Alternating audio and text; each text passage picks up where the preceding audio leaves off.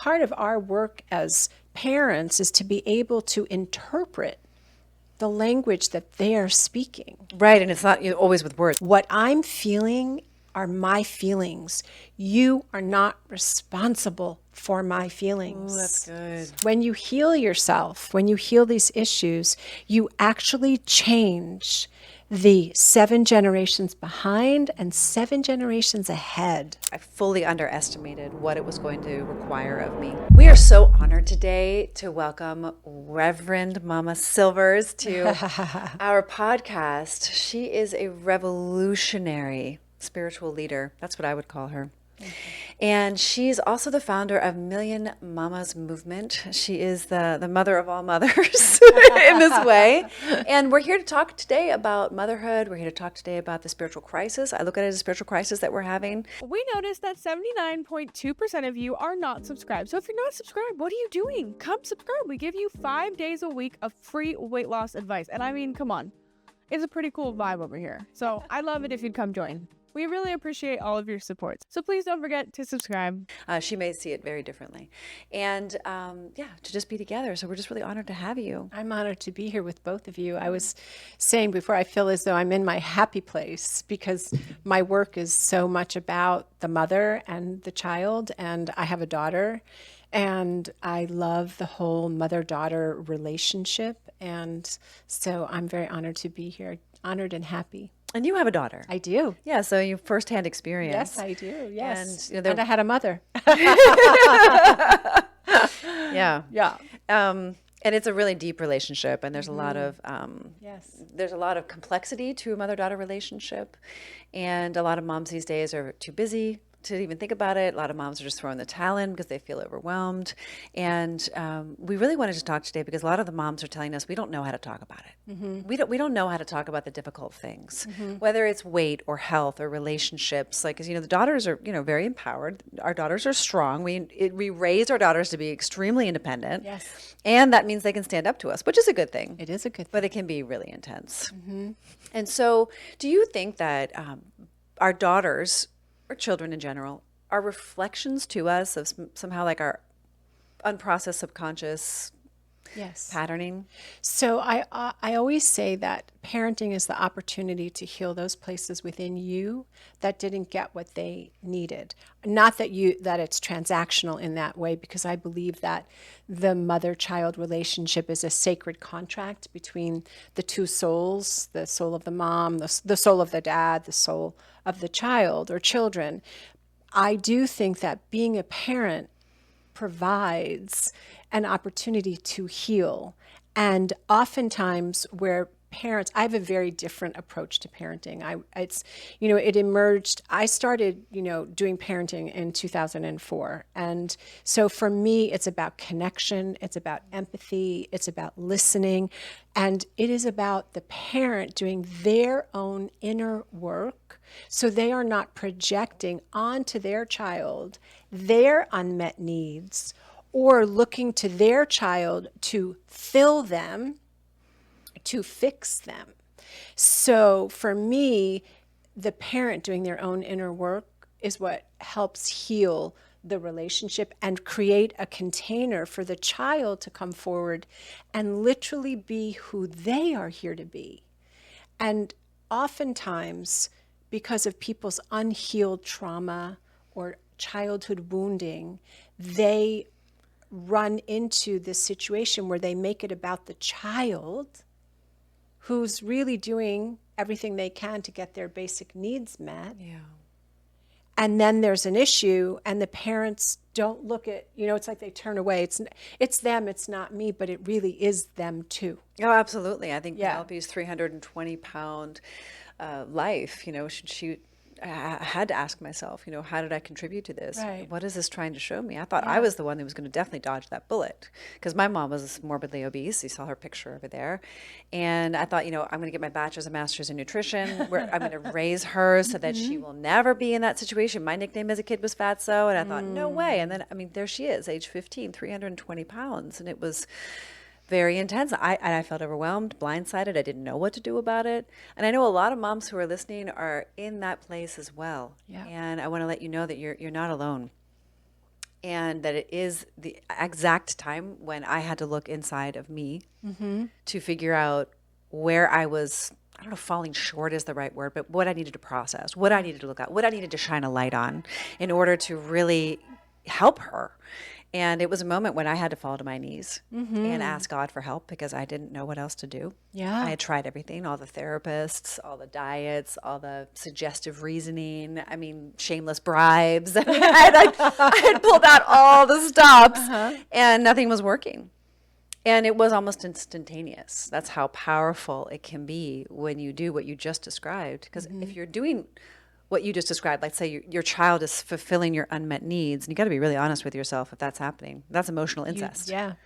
I mean, there's a great book about this topic, and most people don't talk about it, but it's Yeah. really important to understand it, and a lot of moms are doing it disguised as, good parenting.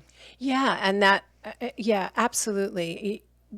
I think of this as such a spiritual opportunity to be a parent. It's like putting Miracle Grow on all of your places and spaces within you that haven't been addressed or looked at.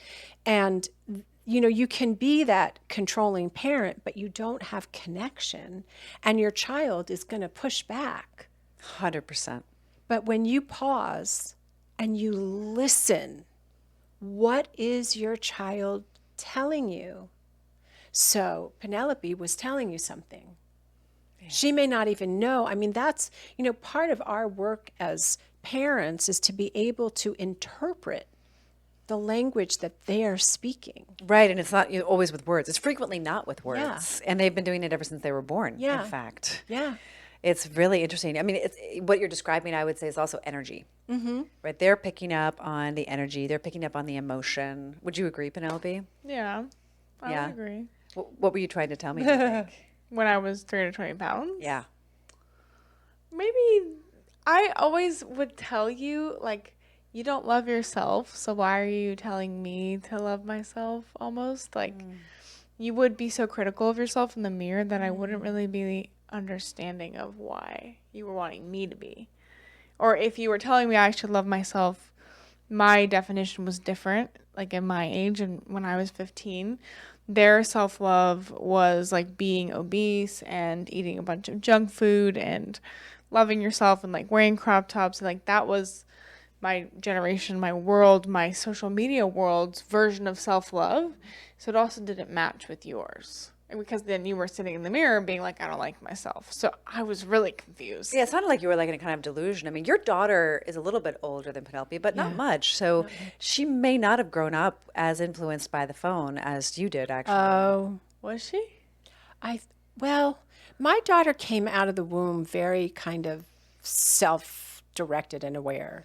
She did. It was wild. I mean, like it's so funny because I birthed her at home, and I remember like saying to my husband, literally within hours of her being born, maybe 24 or 48, and I said, wow, she's really strong-willed. And I didn't mean it negatively. She was strong and powerful. And my husband got really angry with me for like labeling her. And I was like, I'm not labeling her. It's her. I can feel it. And then a couple of days later, he's like, wow, she's really strong. But yes, Mom's always right. Right? Now. Well, yeah, they always are. But I did not want her to get a phone for the very reason that you're talking about.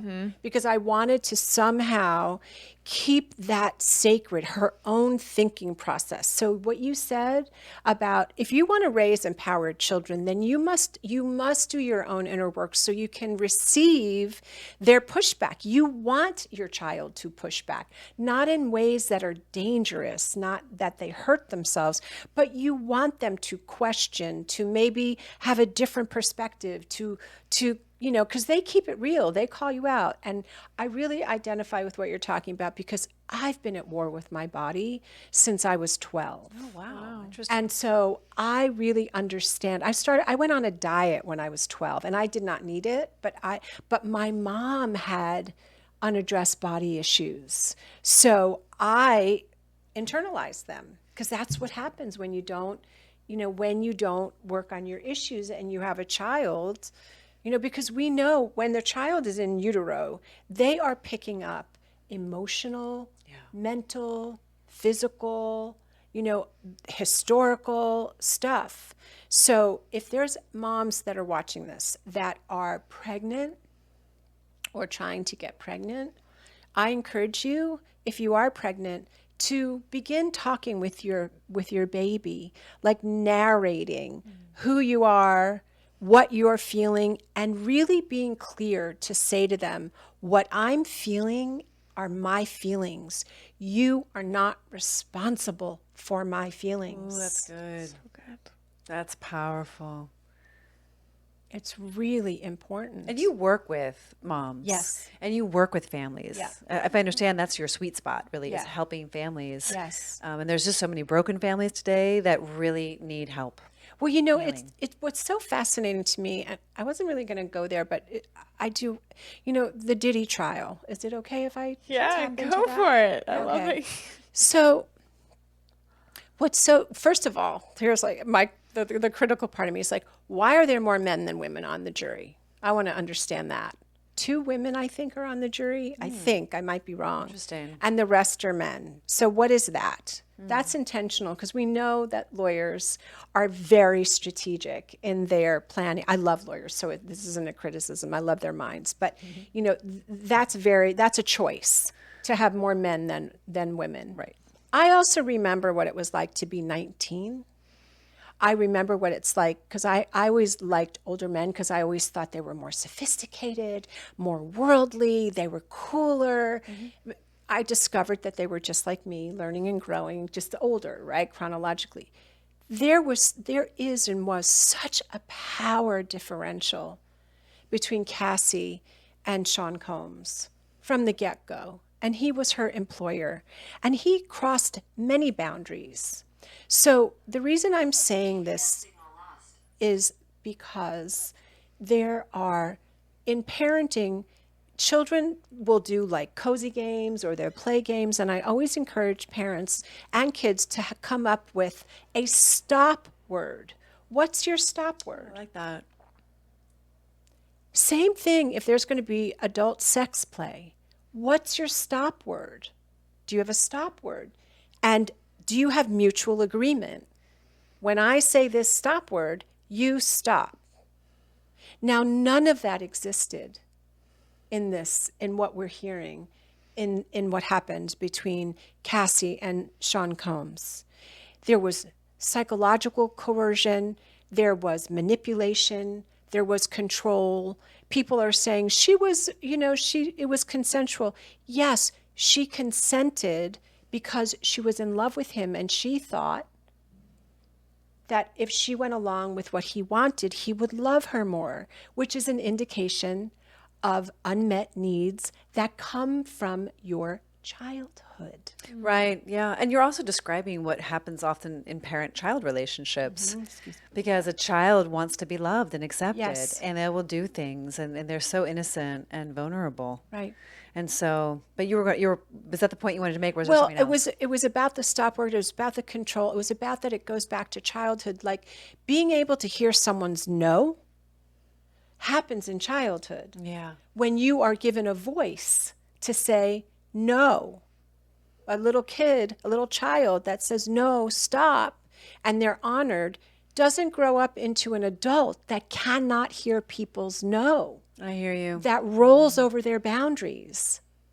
So as an adult woman who was 19, who majored in nightlife, even though I went to college during the day, I majored in nightlife. I went to Studio 54 mostly and Xenon, and I loved the nightlife. And I was around people that were kind of dangerous and not dangerous, that whole thing.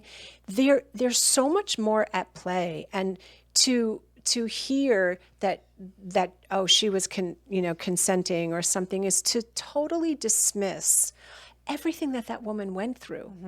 And I also think about that young girl, what didn't she get at home that she was seeking through this relationship that she would completely self-abandon? I mean, yes, there's many contributing factors, but what I wanted to say is about it all comes back from childhood. Yeah. Unmet needs, having the opportunity to set your limits, to have a limit. This is my stop word. Let's stop there, and to proceed from that place, and to have a man hear someone's, a woman's no, and for a woman to know that I'm enough if you don't love me. I'm enough if you don't do my record deal. And I heard somebody say that he gave her a 10 record deal, which is basically a lifetime. So it's part of you talked about a spiritual crisis. Exactly. And I think about this is an opportunity for people to come back to themselves, to search their hearts. Where am I not honoring boundaries, my own boundaries? Yeah, and it's interesting because permissive parenting was really popular when we were raising our kids. At least it was in my circle of friends. Yeah. And I used to think my friends who didn't buy into that were horrible parents. They should even be, the Child Protection Services should know about them because they were so strict with their kids. And their kids are the ones that are graduating from college, getting great jobs, really organized and good. Most of us who followed the permissive parenting, who our kids are kind of not really with it. They can't get jobs, they can't figure their lives out and whatnot. And it's not you, Penelope, but there was lots of people in our friend group from your early childhood. And I feel like it's the same reflection in the body positivity movement, which Penelope was referencing, which really influenced her to be I'm okay. And this conversation of I'm not enough and understanding the boundary is something that's getting, frankly, atrophied. It's collapsing. And when we have over 15 million people on this drug called Ozempic, who've completely forgotten that their bodies are designed to heal themselves. Yeah. And we don't even know what it's doing to their brains because of the gut motility issues. And it's really concerning for us. I mean, we have a weight loss company, right? We help women to reverse obesity. I'm talking about it's a disease. Did you language patterning? I need to stop that. It's like you are obese. They're trying to say have obesity now. It's starting to wear off on me because they want to get it in the medical terminology so they can get it covered by insurance, which it's happening. It's actually happening. But anyway, the spiritual crisis I think is coming from this mother connection and the family breakdown and the permissive parenting, and children are not being respected. Or they're respected too much, where there's anxiety because they're given too much power, and the parents don't have boundaries because saying the word no was bad in the permissive parenting books, which is dangerous. And then now we have a big problem with obesity in our country. Not only obesity, but we got diabetes on the rise. We've got cancer and heart disease. Never before in the last ever in history have we seen what's happening right now in the United States of America. That's why we're so grateful that Senator Kennedy is leading the, HHS. It's incredible. I'm really excited about what's possible now. Yes. And his courage. His courage is extraordinary. And I want to acknowledge you. That's actually how we met. Yes. We met because you and I share a passion for the Make America Healthy Again movement, which before it was that, we were supporting Secretary Kennedy's work. And we really believe in the initiatives. And you've been really involved. You're leading a prayer group every Sunday still. I am, yes. Actually, it's ironic. I'm so incredibly honored. I haven't told Bobby this yet, but when I initiated this prayer circle, and it's global, there's people from around the world that join every Sunday, and there's a gentleman there that's an artist in Italy, and he wanted to honor this movement, and I am receiving an award from an Italian newspaper for the prayer circle and the contribution to uplifting humanity, which is oh my God, this was for Bobby, for everyone, because Bobby caught a vision that we were all holding.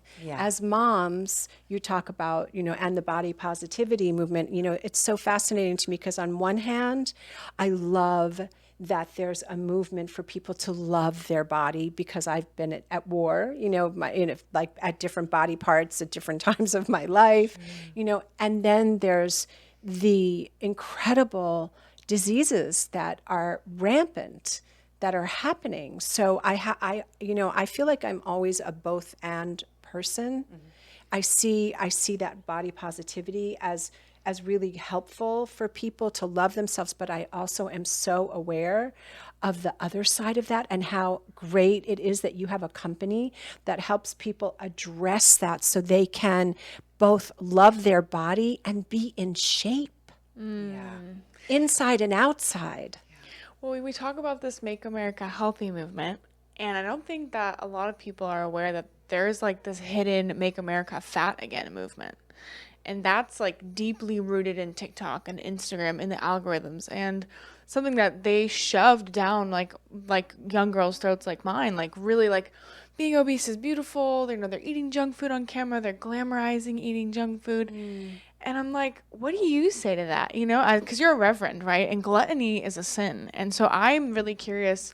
One, we don't really speak about gluttony, although it's like one of the biggest problems in the world, I think. I see. We go out and you see an obese person everywhere. You see obese children everywhere, which I really am concerned about. And so I'm wondering, like, how are you feeling about all of that? And About the body positivity, gluttony, just all of these little things that are kind of intertwined together. Yeah. I work really hard to stay away from judgment because I grew up with such a critical mother, and so I really have to work with with that. And I feel like I've gotten to a really good place. I feel like our society is based on never being satisfied. And so I feel that people that are obese, what's at the root of that obesity is trying to feed that which can never be satisfied.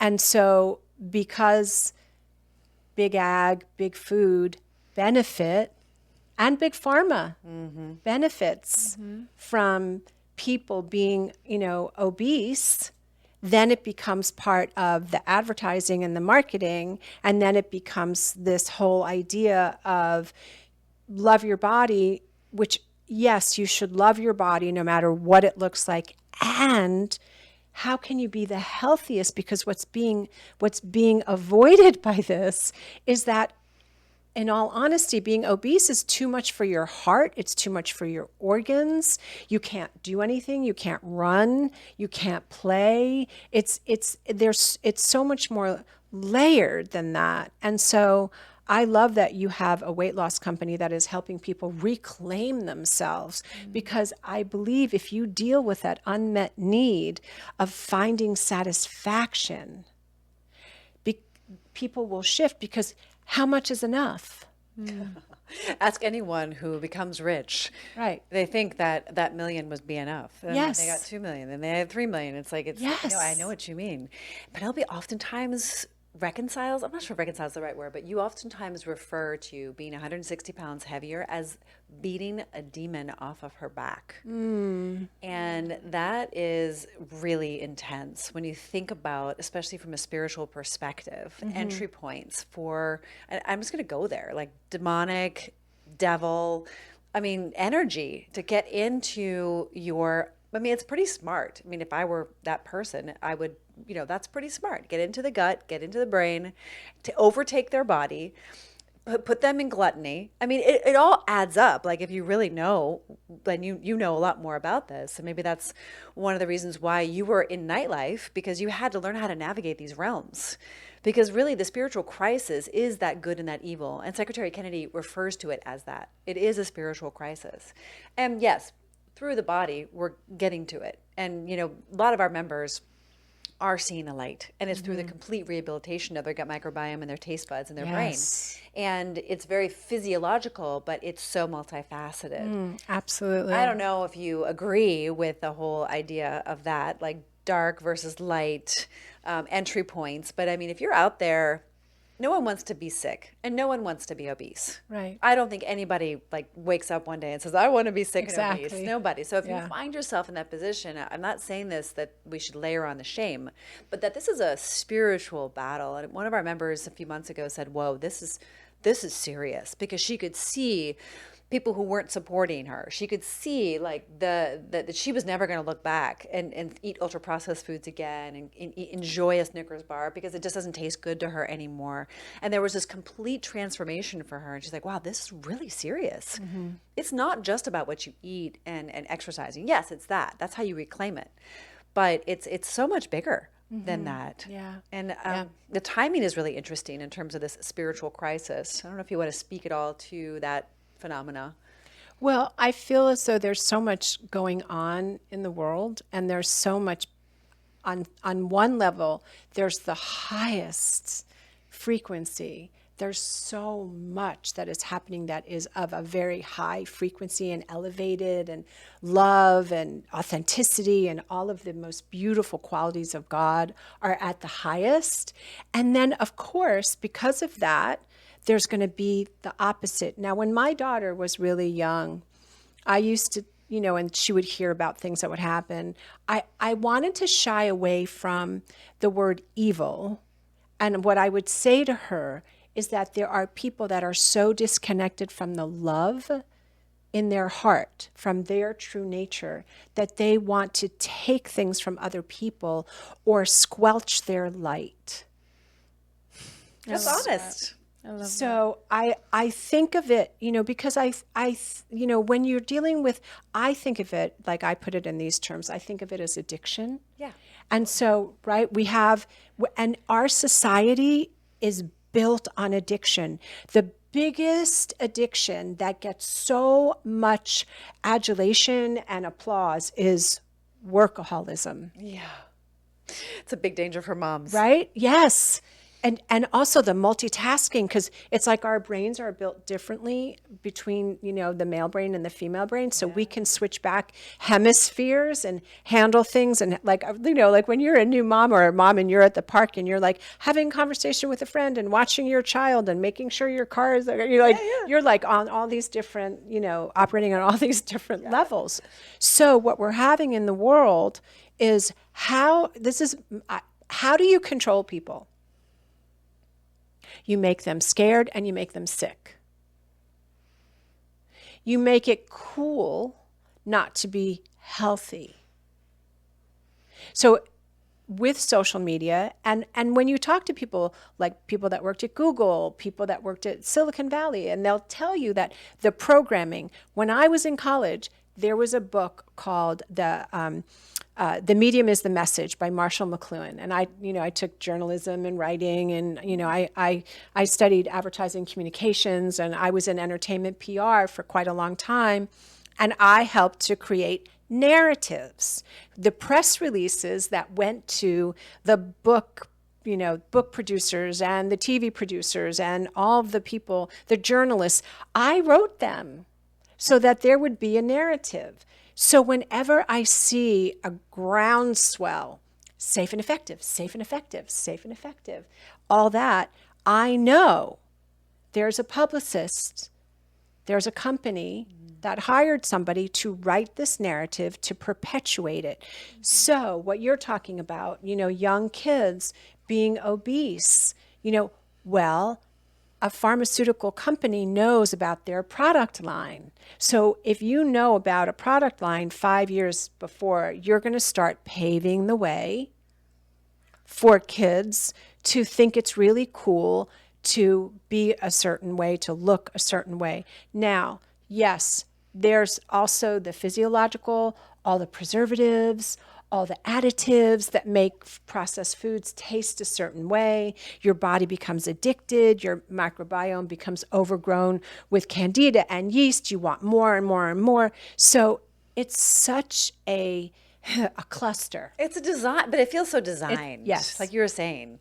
And so it's brilliant. So you can see how the narratives are. And there's a new narrative on TikTok now. What? Where all the overweight, so like you're saying, 5 years, they probably planned this. They did a really good job, actually, because now they have people selling TikTok and Ozempic injections on TikTok Live. And you'll just be swiping and you'll see someone injecting themselves like it's normal. They have a little discount code so you can get a percentage off. Should that be illegal? It should be illegal. It should be illegal, but it's not. It's not illegal at all. It's extremely legal, and you can do anything you want on TikTok. You can buy all these, You don't even know if they're real drugs. You could be taking something that will kill you tomorrow. You will never know. And there's no one regulating it. There's no one looking into it, really talking about it. That's frightening. And you also have morbidly obese children and adults telling young girls my age that it's okay to be obese and that it's beautiful to be obese. It's truly beautiful. And I had a younger girl on the other day, and I was interviewing her, and she could admit that being overweight was unhealthy, which is really hard for young girls my age to admit because they've been really bought into this narrative that it's okay. But she was still convinced that no matter how big you are always beautiful externally. So we've even lost this beauty standard, which I'm not sure if you agree with or not, but just that anyone can be 400, 600 pounds. They can be the front cover of Vogue. They can win Miss Alabama, and it's totally fine, and that it's beautiful. And I say, your heart is always beautiful. Like, you can be a beautiful person on the inside, but let's not lose the fact that it is not beautiful to not be able to walk up the steps or to breathe. There's nothing beautiful about that. And how have we gotten so lost in a narrative where we can say, oh, it's beautiful to be 600 pounds? Yeah. I feel like in as divine sparks of the most high of God, I feel that we're all beautiful, made in the image and likeness and out of God. We're beautiful. And I think that our beauty standards have changed. Yeah. And it is concerning to me that there's this messaging that being 600 pounds is cool, is beautiful, isn't something you want to aspire to. And I think about how can we shift the mindset that health comes in a syringe or a pill. That's how you, or beauty. That's why we started this podcast. Right? I mean, so we can at least have a little bit of influence. Thank you for doing that. To try to remind people their bodies were designed to heal themselves. And I think it has to be from the bottom up and the top down, meaning policy change at the top and also a grassroots initiative. Like, like I was on MasterChef. I don't know if you know that. I was on MasterChef, and it's glorifying gluttony. I'm just going to call it out. Love you, team.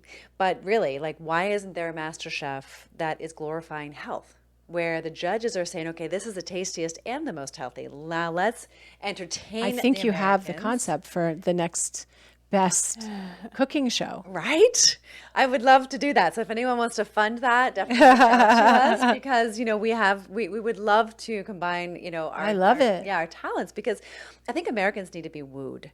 They need to be entertained. It's all about how fast can I get this? Yes. I mean, because the pharmaceutical companies are also advertising, as we know, on television. Like over 70% of the budget is just funded by pharmaceuticals. So it would be fun just to see if there are different ways that we can think creatively. And man, Secretary Kennedy is really coming up against a lot of resistance because people are addicted. I think it's addiction too. Now, my mom was in Overeaters Anonymous. She was morbidly obese, and that was on her death certificate, severe obesity. One of the causes of her death at 59, which I think is really young. She didn't get to know her grandma. And so much of my life, I feel, has been stolen by obesity in that way. And I would say firsthand it's an addiction. I mean, the 12-step program was on our kitchen table.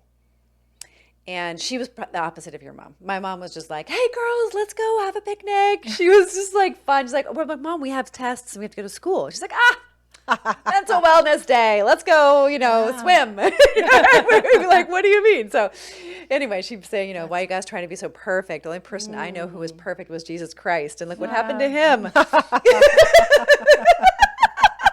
Wow. She was funny. She was really fun and funny. And I look at obesity and how we're driving, like you said, how to make people enslaved is through fear. And and would you say fear and sickness, illness? Yeah, and that to me is really not where I want anyone to be. Yeah. I've witnessed it so much of my life that that kind of bondage and enslavement I don't think is what we were born to be. As you talked about, like divine reflections of the Most High, is really about this birthright of health and freedom. And the irony of the whole thing is that it's embarrassingly simple. It's not embarrassingly simple to get a monkey off your back that's attached to you, like Penelope had to. Right. A ton of willpower and courage. That's extraordinary. But the way to it is, I think, really simple: Whole Foods. So I don't know. Do you love to cook? I don't love to cook. My daughter and my husband love to cook, and they're That's good. nice. Okay, then you're good. You're good. I mean, I do. I like to cook, Yeah. but I don't know enough about it, so I stick to my, my basics. But I do cook. Yeah. Can I ask, as a mom, did you give your daughter social media? I'm itching to know. I waited a really long time, and my Okay. my husband and I actually had a conflict about this because I told him I didn't want her to have access to it because I thought if once that happens, it's so hard to regulate. Oh, the grip. Talk about addiction. And even, and as much as we'd set a timer, because what I did was I used the timer a lot of times because kids. I'm sure she need- loved that. Yeah, not all. Yeah, she just loved that. But so at some point we did, but I would always try to control it, and I would always do my best to talk to her. It's really fascinating to me because I've watched this. When I used to see the young girls in lingerie, and I remember asking one of my daughter's friends, because I was like, I'm a grown woman and I'm not getting in my lingerie and posting on TikTok, or, I just am not comfortable doing that. And I asked my daughter's friend, because she was like, considering doing that. And I'm like, I'm just really curious. Like, a lot of the things, if you're listening to this and you want to connect with your kids, listen to them and then ask a genuine question from curiosity. Not accusation. Not, or yes, condescending. yes. Or other.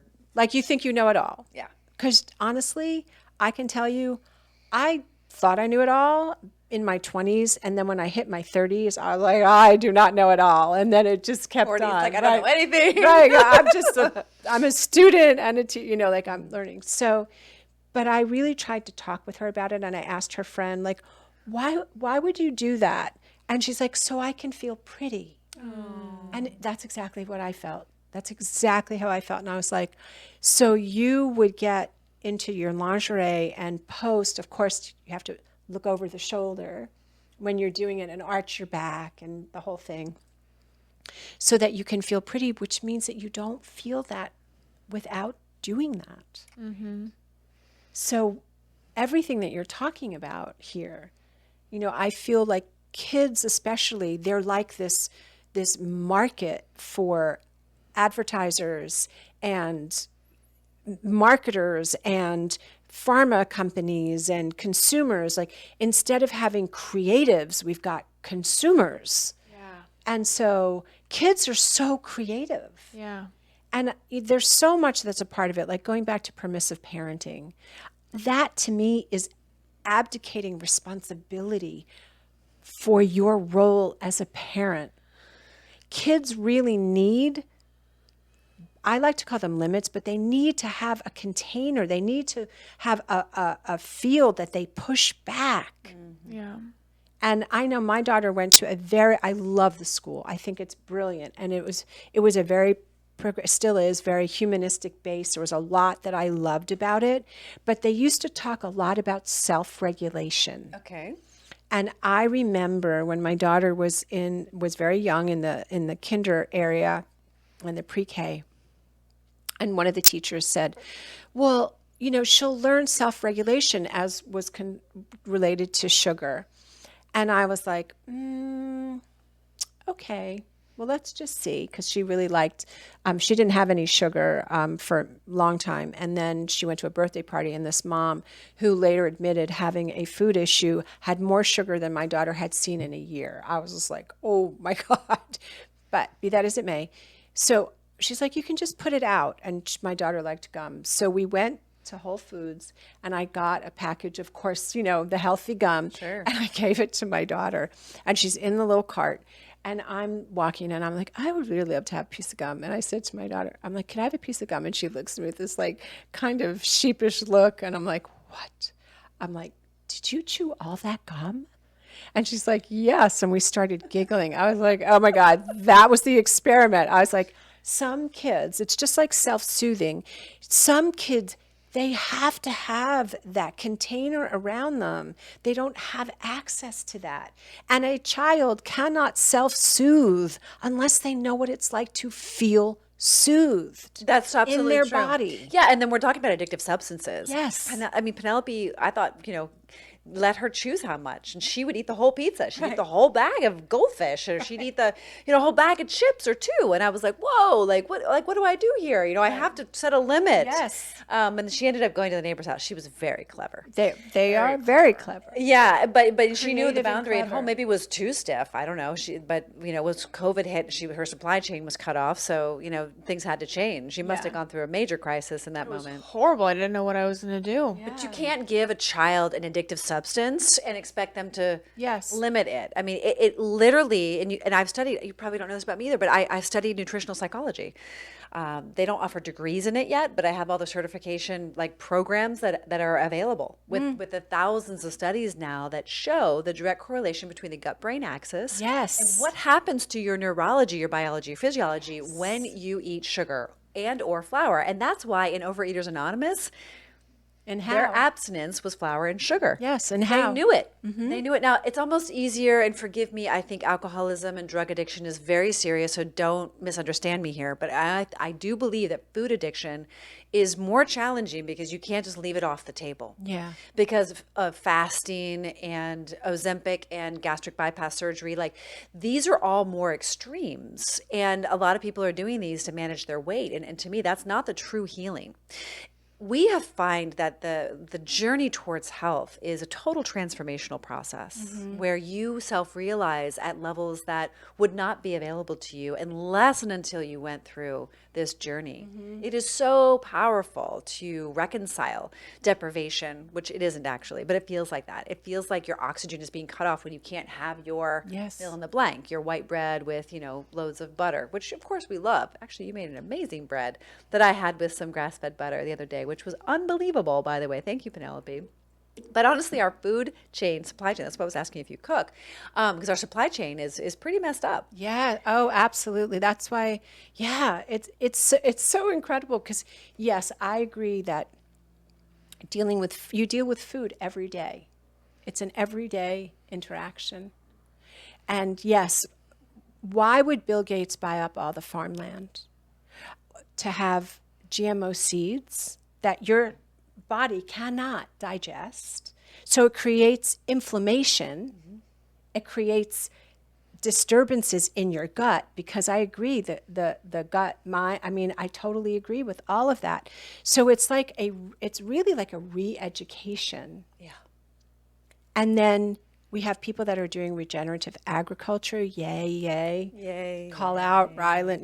There's people that are doing things. Thank yes, you. yes. Kelly Ryerson, Yes, thank yes, you. absolutely. And many Bonnie more. Hari, yes, absolutely. And you too for presencing what's so important. If we have clean soil, clean seeds, clean water, clean air, then we have an opportunity to have a transformation. Can you imagine if there was like a global detox where people really detoxed? It would send the companies into a tizzy. I think it's necessary, and I think that's what Secretary Kennedy is initiating, frankly. And everyone, you know how grumpy you get on a detox. I don't know about you. I get really grumpy when I'm detoxing. Yes. I'm missing my whatever stevia or my caffeine or whatever it is, and I get grumpy. But then on the other side of it, I'm like, whoo, I'm free. Yeah. But I'm not like a nice person. And I think we're going through the first stages of that. And I think it's a purging of this corruption where corporate greed and human health have come into opposition. Yes. I mean, are you finding that your daughter is feeling equipped to make these decisions as an adult? Well, it's a funny thing because my daughter eats differently. I mean, she's so influenced by me. Of course, yeah. And she makes her own choices about food, mostly clean. Of course, as her mother, I would really like her to eat a little differently.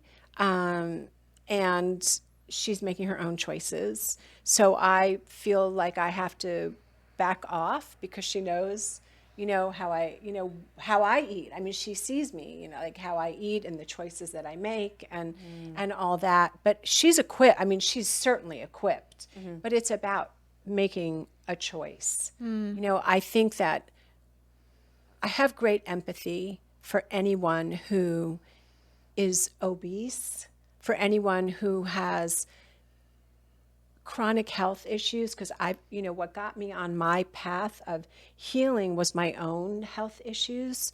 And so I started reading labels and looking at different things because I wasn't well. So I have great empathy, and I know it's a journey. Yeah.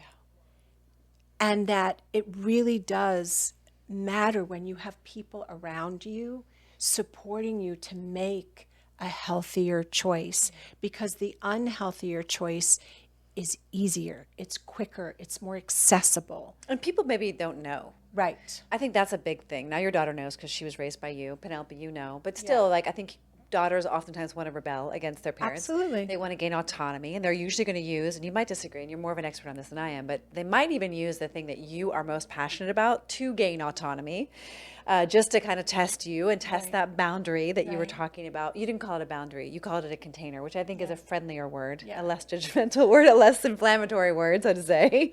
But they're always going to push up against it. And I don't know, do you think that plays a role, Penelope, in your... I think it does. I think kids are always testing and always trying to rebel, especially the younger you are, the more you want to see, like, what can I get away with? And then you start playing into that when you get to an adult and you're like, oh, I probably shouldn't keep doing that. It's probably not something that's going to work for very long. Yeah. But then you start losing people and you start harming your relationships with people you love and care about. Yeah. You're like, stop testing me. I don't need to be there. It's like, Yeah. you have to learn how to stop doing that. It's so interesting because I really believe that if parents give their kids ways to have them feel important when they're younger, like, I totally do not believe in terrible twos or trying threes. I don't believe that.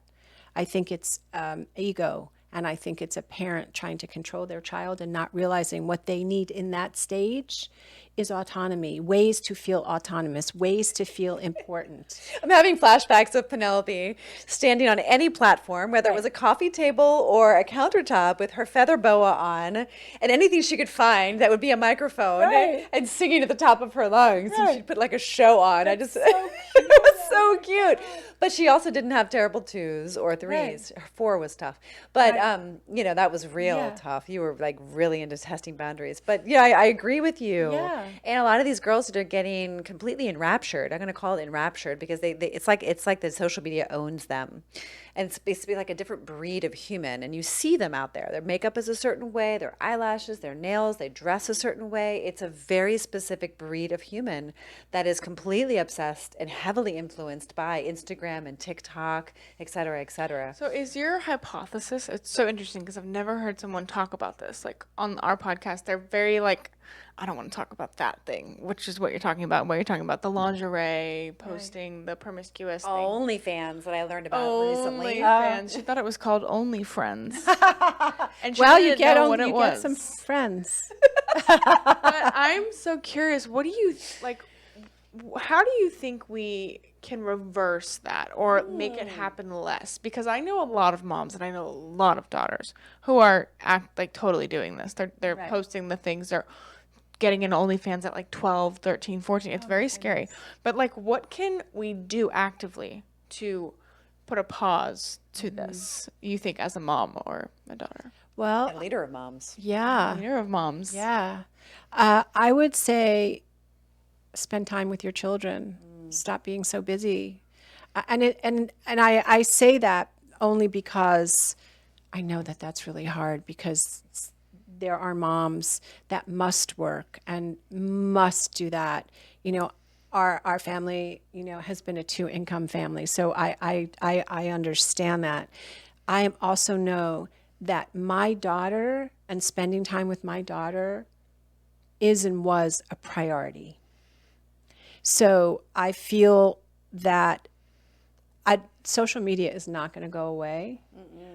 But what I feel happens when a child has that kind of connection with their parent is that there's a discernment that develops.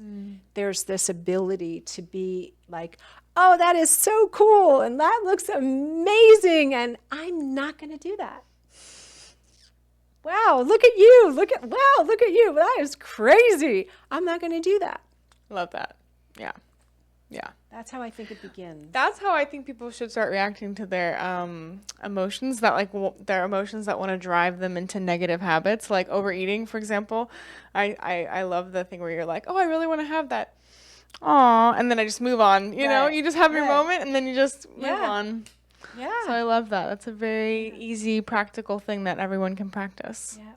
Good. So smart. Because the more you resist, the more it it's so persists. hard. Oh. So it's important to, I think, be honest with yourself. And what you're describing also is a process that has shame resolved. I wouldn't say resolved, but shame can sometimes, often, almost always, be the thing that causes that resistance. Oh, it's the driver. Yeah. Yeah, And so absolutely. the way you're talking about it, it's like as if shame doesn't exist. And you've probably done a lot of work on dissolving it.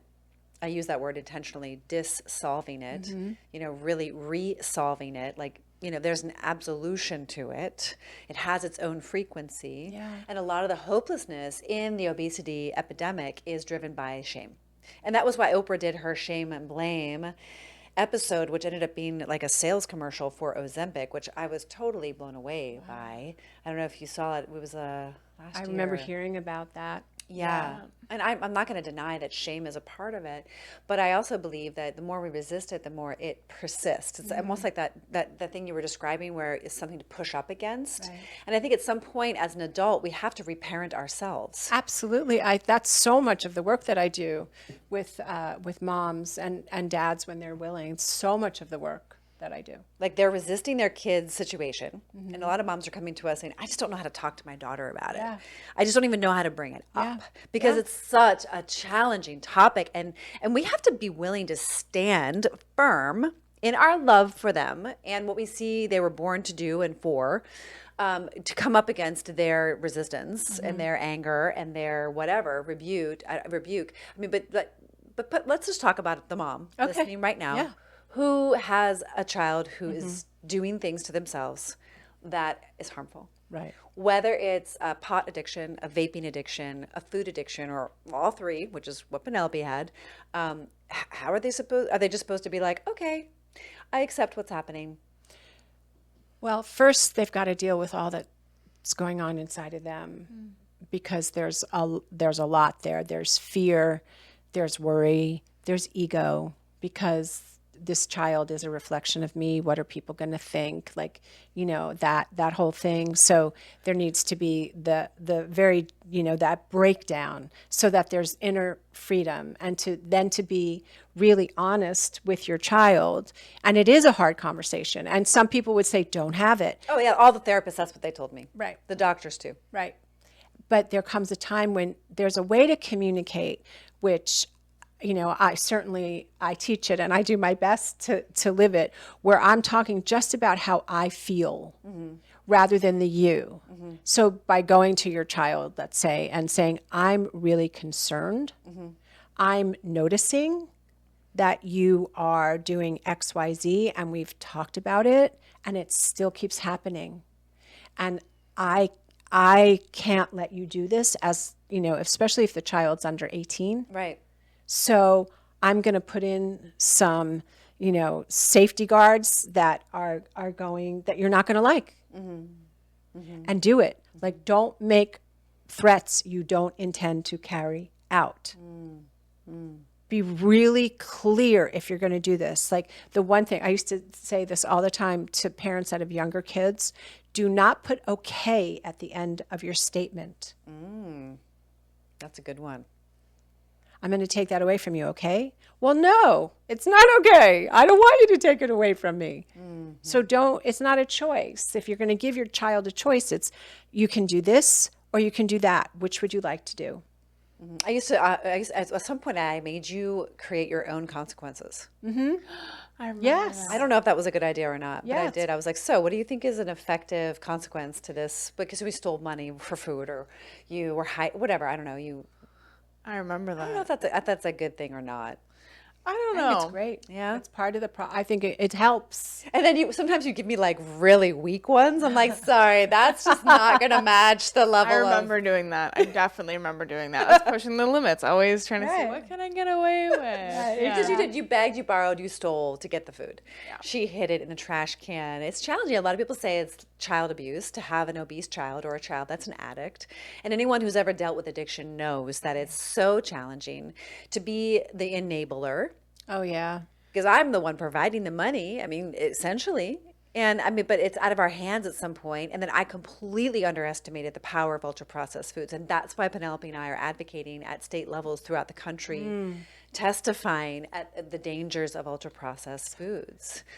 Yeah, I mean, I don't think we should be telling people what they can and can't eat, but just Right. like you said before, let her self-regulate the sugar. It's like, no, you can't actually like give these kids this terrible food. 70% of the children in our country that's their diet. Yeah. That's 70% of their diet is ultra processed foods. Now they're trying to define what is an ultra processed Oh food. my God. Now we're getting into the weeds. It's really wild when I think about if you look at the ingredients, right? You look at the ingredients. First of all, how many people know what glyphosate is? Not many. Not many. How about chlorpyrifos? Not many. How about, do you know what Roundup is? How about Yeah. how about all these, different, do you check to see if your foods are non-GMO? Like, I'm not saying this in a way to make anybody wrong. No, but there should be transparency. And I think we're seeing with Yes. Doge, we're seeing Yes. with the way we want to function. Your generation, especially, our kids' generation, is demanding this transparency. So why not just be transparent? This crop was genetically modified. Right. This crop was sprayed with all of these chemicals. Right. Like on the ingredient list, it is an ingredient. Kelly Ryerson put that on my radar. I'm like, absolutely. I want to know. I want to know what the nutrient density is. There are a couple of really cool apps right now that are helping you to see the problems. Like you actually just take a picture of the label and then it tells you if it's red, green, Yes. or Which ones are they again? I think it's yucca is one of the ones. Have you seen that? Yeah, and it tells you like sucralose cancer causing or whatever it is. There's over 200 names for sugar. Do you know, it's talking about sucralose. So I like I'm, oral. I and like your that. daughter. Yes, absolutely. I know, where'd she get it from? But so aspartame, I remember, right? So being on a diet since I was 12 off and on, right? I remember when I was in high school and like the kids we'd go up to the diner and we'd sit there and we'd get tab Yeah. and hearts of palm lettuce. That would be like, that was the meal of choice for the girls that were Have dieting. like romaine or like Yeah, iceberg. Okay. exactly. Yeah. exactly. And it was like, but tab. And then I had, when That's like a soda company. yeah, it's soda. Yeah, which I don't ever drink. They have some healthy varieties once in a while. I'll have Yeah, that. but- Zevia, I think. Yeah. Penelope knows them all. Cove, yeah. Yeah. But I mean, there's so many different ways in which we are just, it's like, and I'm not finishing my sentence. Let me finish my sentence. We're so indoctrinated, but it's so subliminal. You go to the movies and you see these beautiful people, like beautiful, beautiful people that are sitting at a restaurant or, they're doing this or they're having a soda or you see all these things. Okay, the thing that I have to just say, I'm sorry, I just have to digress for 1 sec, is the side effects on pharma TV ads. Oh my God. I know years ago, like, could you put a reel together and like incontinence, losing a leg, diarrhea, No, it's brain not funny. It's damage, not right? funny. Right? Brain damage, heart attack. It's like on and We were at the hospital yeah. and her dad is in the hospital bed. They give him a Diet Coke every meal. So I start taking them and putting them in the cabinet above. Hiding them. I've got a collection by the end of 2 weeks, about 70. Like, I'm not kidding you. Little 70 baby cans of Coke. And my grandpa's like, they haven't been giving me my Coke. Where's my Coke? And I don't say a word. We love you, Grampy, if you're watching Love you, this. Grampy, We if you love watch you. this. And then every television ad is one of these things you're saying. Yes. May cause diarrhea, constipation, da da da. My mom goes, shouldn't this be illegal to advertise drugs? And I'm like, wow, Mom, that's such a good point. And Right. like they're advertising it to my grandpa who's on all these Right. drugs, Right. who's bedridden. I mean, what is How many going on here? medications are people on by the end of their think it's over life? 20. Right? And and here's the thing that I want to say also. If there's a natural way, right? I know what it's like to be overweight. I know what it's like to feel terrible in your body. I know what it's, what I mean? I know do that. too. My Nick right? was fat, so as a kid. Yeah, I Yeah. mean, I know what that's like. It's terrible. My self-esteem, all of it, all those things. So I understand that. And I went to a diet company and I took diet pills and speed. I mean, like I did all that The stuff. fen? No, this is years ago. I don't know what Other it was. amphetamines that they used to recommend for I weight took loss. amphetamine, right? So what I'm saying is, if you're in that place where you have tried absolutely every possible thing that you can do, then have a conversation with a naturopath or someone like you to see what are the possibilities so that there can be hope. Because one of the things I think about with the work that I do is, how can I instill hope, aspiration, something that's optimistic? Because when you're dealing with some big issues, it can be so easy to feel hopeless, despairing, alone. There's no solution. And that's why what we all do is a way for people to get back to possibility. Yes, and it's within reach, and I really want our listeners to understand how within reach it is. It's not a pill or an injection that's $1,200 a month, or even $700. I mean, it is the way we were designed. I learned very young that anytime you interrupt a cycle of nature, which I look at as God, you cause complications. So one of the things that you can do right away is just learn about what the cycles of nature are. Right now we're in spring. This might come out in summer because we're really close to the cusp. And you know that the sunrise is now early. It's coming up around 5 a.m. Yeah. Like living just within those cycles of when the sun rises and the sun sets. Eating whole foods, which are denatured. They're not denatured, right? They're in their whole food form. That means broccoli.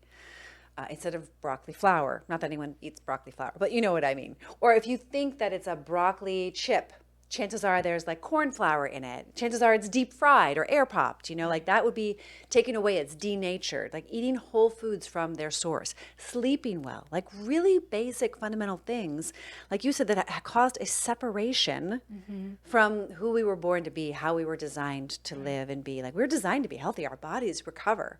And that is the hope. And I think we all need support.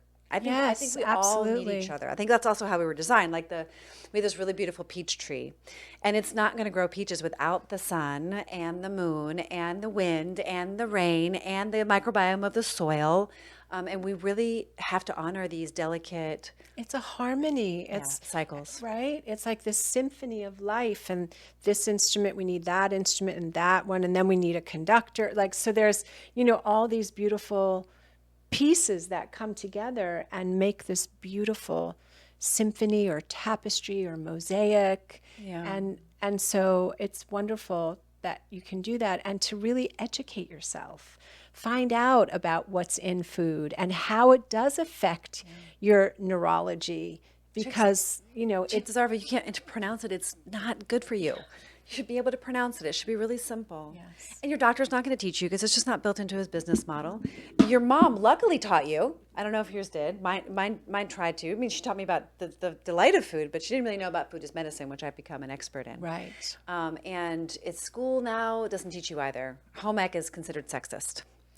Are there even home ec classes? No. I was going to say, I don't even, I mean. It's really up to us to get educated, or surround yourself with people who do it well, like your daughter and your husband. Yes, exactly. Before we wrap, I wanted to ask you some rapid fire questions. Okay. Okay. Go for it. Mom, do you want to go first? Sure. Coffee, juice, or both? Both.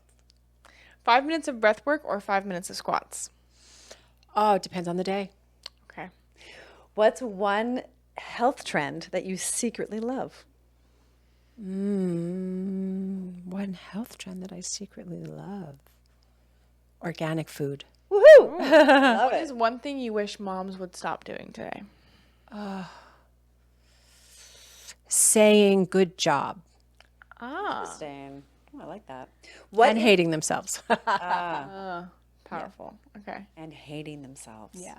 Wow. Which is really what. Stop saying good job And stop and and stop hating yourself. stop hating yourself. Wow, that's a If powerful you need answer. to do the work, contact Reverend Wendy and or enroll in our program. Do Yes. something. Get Yes. have a that is work. Yeah. To stop hating The yourself. best work. You know, they say that when you heal yourself, when you heal these issues, you actually change the 7 generations behind and 7 generations ahead. I believe it. I believe it. Yeah. Do you believe it? Yeah. Believe it. Wow. What's your non-negotiable for staying sane as a mom? Especially when you have kids school age, Right. younger kids. Meditation. I get that. And lastly, what's a health myth that drives you crazy? Oh, don't worry about it. It's going to be fine. That's so true. I thought it was going to be fine. Don't give it energy. We have to have so much courage. I think parenting is perhaps the greatest responsibility, and I fully underestimated what it was going to require of me.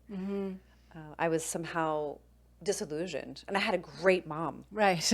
I really did have I had 2 parents that loved me deeply. I came from a good family, but I just didn't.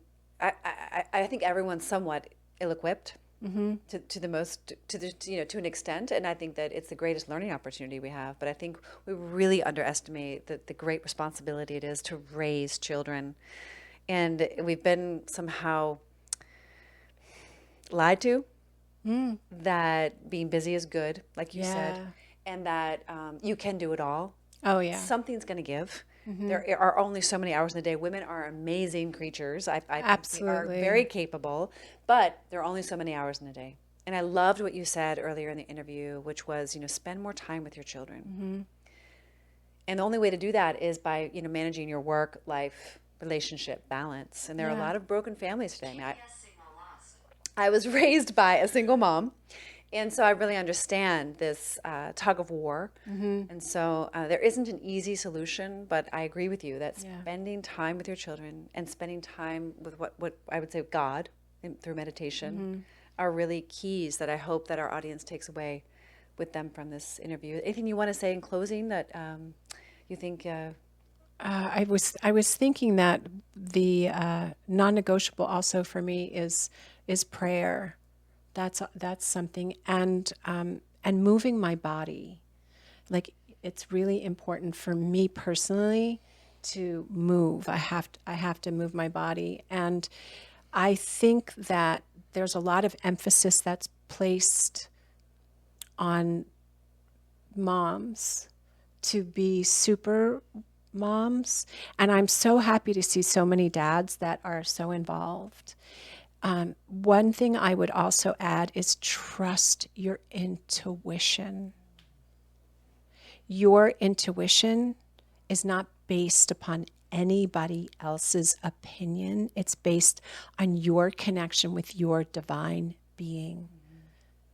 Which is sometimes confused with fear. So there does need to be a discernment and You development. learn how to develop that listening, and don't give your power away to anybody in a white jacket or in a corner office. You have a power within you that is eternal, that is changeless. Activate that and lean in. We are not meant to parent as silos. We are meant, just like when you birth, if you do a home birth, you've got a team. So You have a good. team. So good. So That is a really important message. Thank you. you're welcome. That's really inspiring. Yeah. Truth. Wow. Yeah. Yeah, well, we hope that this message reaches your hearts. If you'd like to find more information about Reverend Wendy's work, we have all the links in the description, more information about where to find her, how to reach out to her, how to engage with her communities, how to be part of the prayer circle. I mean, there's just so many opportunities to intersect with her brilliance and her light and her love and her hope. And so we hope that this has been of value to you, and we are so excited that you can please comment down below, because you're not just a number to us. We really want to know you and what you think, even if you don't agree. You know, we want to know. So definitely comment down below. Share this interview with somebody you think might need the inspiration, because it really matters. And there's 3 ways you can get involved with us. The first way is, of course, to just comment down below. Let us know more about who you are by letting yourself be known to us. The second way is, of course, joining our program. And the link is in the description if you feel really ready, but you might not be. So just subscribe and continue watching the free content that we provide for you. Over 1,000 videos now. And we do this for you free 5 days a week. And if none of those other categories work for you, you could also just make a contribution to our advocacy initiative and the growth and expansion of what it is we're doing here to help you recover your health naturally. And that is, of course, a byproduct of losing weight. And feeling great, but energy is something that is endless, and it's available to you at all times, and you can reclaim your birthright of health and vitality. And we are here to support you on that journey. We will see you all the time. Hey, we noticed that 79.2% of you are not subscribed, which means you're watching our videos, you like the content, but you haven't made the commitment. So we would love it if you would subscribe. And if you want to join our Women's Accountability Group, don't forget to click the link in the description to join. We're only accepting amazing, awesome, and ready women. So please join if you're one of those. Don't forget to like, comment, share, and subscribe. And we will see you all the time.